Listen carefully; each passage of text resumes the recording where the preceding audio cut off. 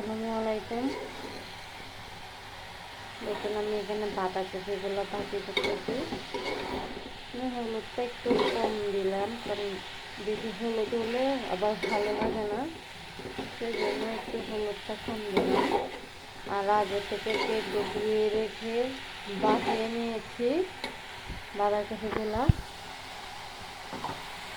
বাঁধাকপি প্রায় ভাজিটা করে ফেলবো। এখন টমেটো কুচিটা দিয়ে ফেলতেছি। এখন টমেটো কুচি,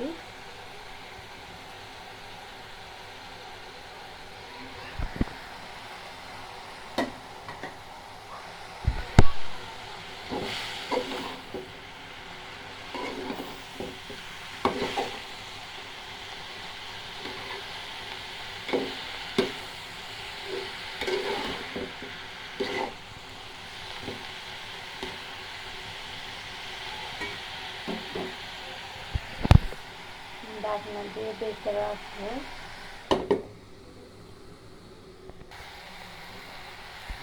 দেখুন বাঁধাকপি আর আলু ভাজি করা শেষ।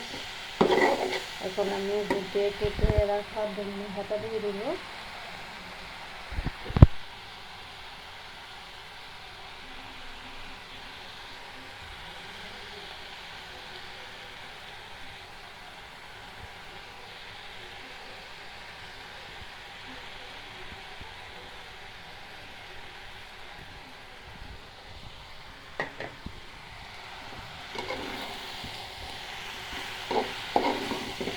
এখন বাঁধাকপিগুলো কিন্তু ভাজি জর্জরে হয়েছে।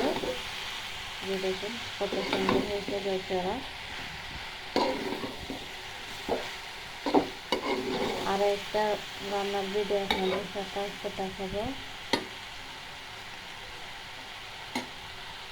আজকে আমি ডিম বোনা করবো, ডিম দিয়ে আলু দিয়ে রান্না করবো। দেখুন এখানে আমি ডিম সিদ্ধ করে রাখছি 5টা ডিম।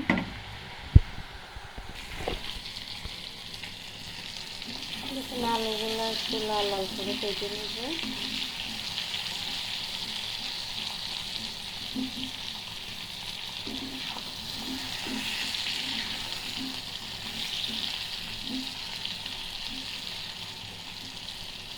আলুগুলো ভাজি রেখে দিলাম। এখানে আমি ডিমগুলো ভেজে নিয়েছি। দেখুন ডিমগুলো ভেজে নিয়েছি, আলু ভেজে নেব।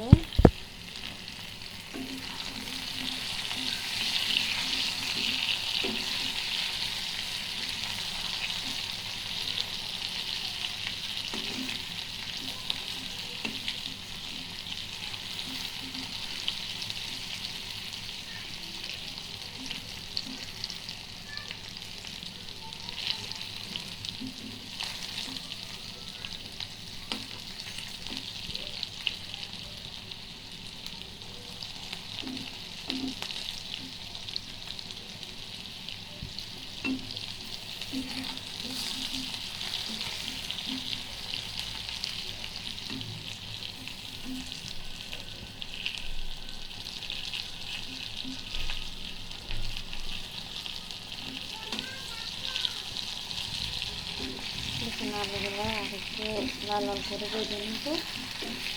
তারপরে নামিয়ে ফেলবো। হালকা একটু বাদামি কালার হয়ে আসছে, আর একটু হবে।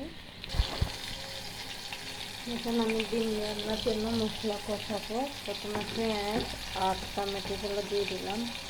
টমেটোগুলো হতে একটু সময় লাগবে।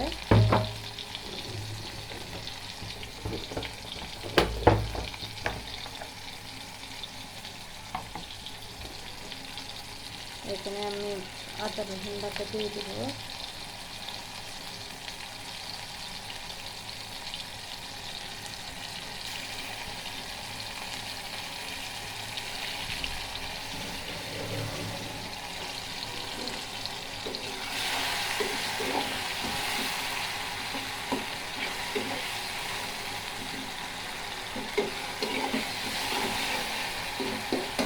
ভালো করে মশলাটা কষিয়ে নেব। চুলা মাছটা কমে দিচ্ছি, মশলাগুলো পুরো যাতে ভালো করে কষানো নেব।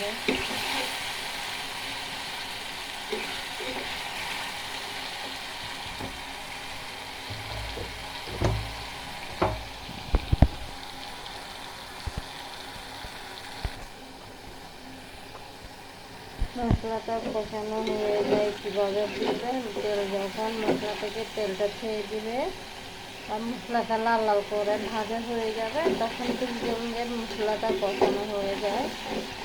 তো আমরা অনেকেই জানি, অনেকে আবার জানি না। তো আমার মশলা কষানো শেষ। এখানে আমি ভেজে রাখা আলুগুলো দিয়ে দিব প্রথমে।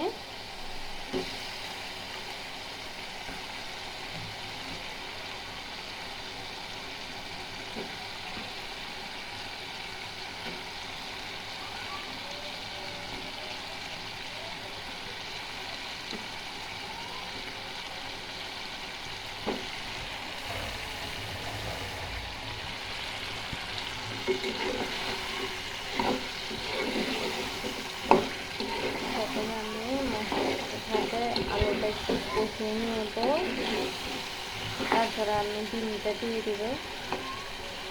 আর আলুটা অলরেডি কিছুটা সিদ্ধ হয়ে আছে, আর একটু সিদ্ধ হয়ে যায়। তারপরে আমি ডিমগুলো দিয়ে দিব।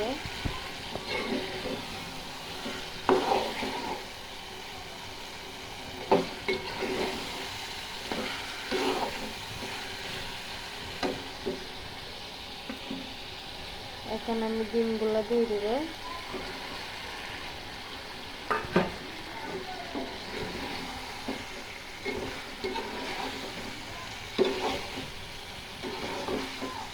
ডিমের সাথে মশলাটা আরেকটু ভালো করে কষিয়ে নিব, এরপরে পানি দিব।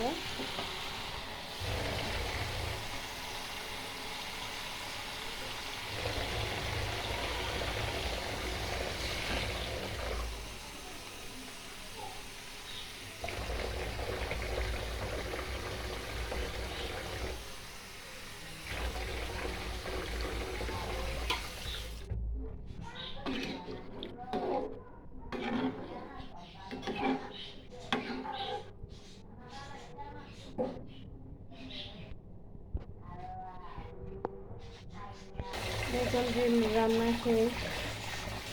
ডিমটা একটু মাখো মাখো রাখছে, একটু বেশি জল রাখি নাই। দেখুন, সবাই সুস্থ থাকবেন, ভালো থাকবেন। আমার আসসালামু আলাইকুম।